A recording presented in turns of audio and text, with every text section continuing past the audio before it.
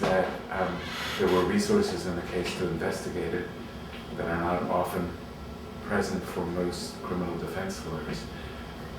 Margaret was able to raise enough money so that we could hire a good investigator. But given that a policeman was killed, they had to prosecute. And the police had to come up with a suspect. There were some coincidences. Margaret and Ahmad lived less than a block away from where this all happened, so that it wouldn't have been unreasonable for Ahmad to have been in the area, and he was released the morning of the killing. So for him to have looked familiar to these two people who lived less than a block away, that I can see how the mistake happened. But what happens in these cases is that once there is an identification, the police try to make the case appear more solid than it is.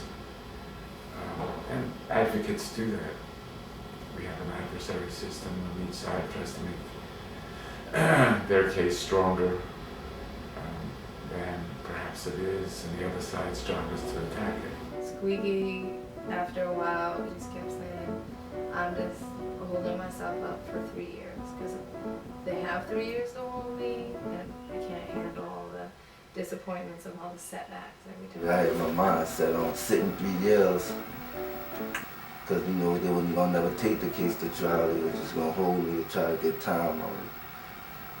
We go into that courtroom ready for a trial, and the prosecution asks for an extension, or the judge for some reason says let's push it back. There's so many times that things just get pushed back so easy. We had a visit one time a week. 15 minutes. It wasn't no contact visit, nothing. Visit behind the screen, talking on the phone.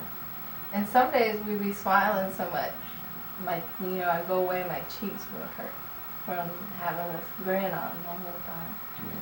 But other times it was really hard, because especially when you have a bad day or something.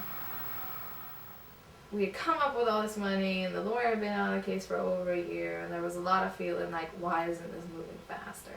Like he should have been home. We have a friend who's a court reporter, and she told us that, there was concern by the judges in the chambers that they handled this case judiciously and carefully, and that people were watching. When the judge, after the hearings,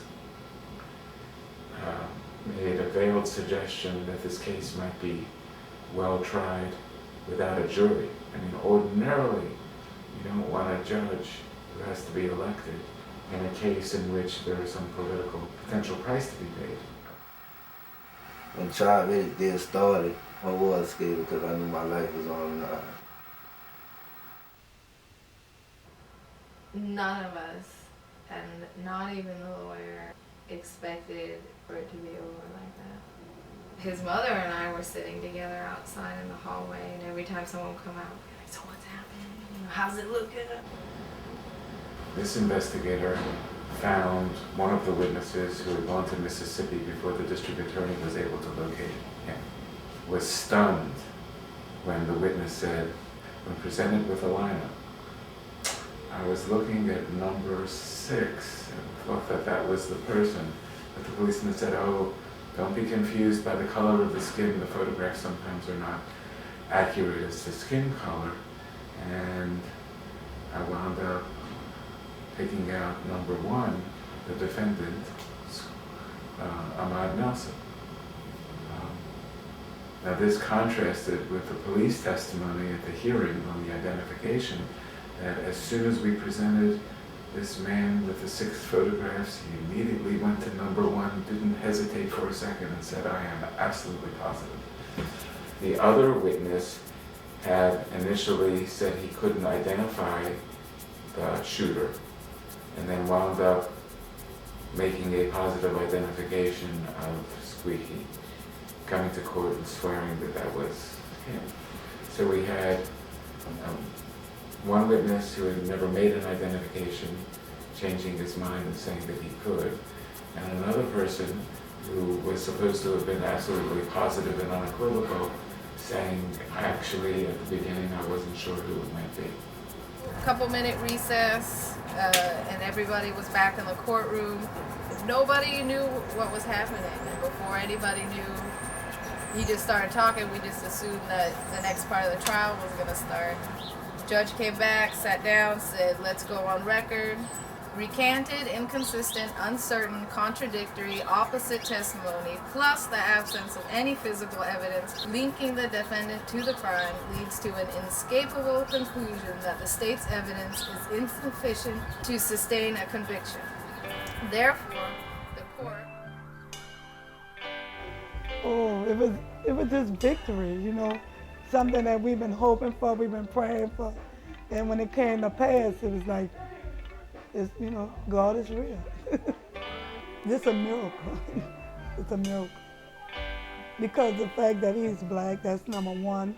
And number two, we didn't have the finances to put up.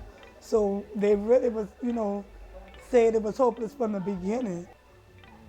I just want to thank her. Yeah. Thank her for everything she's done. Thank you. For a good week or two after he came home, I would just pinch him every day.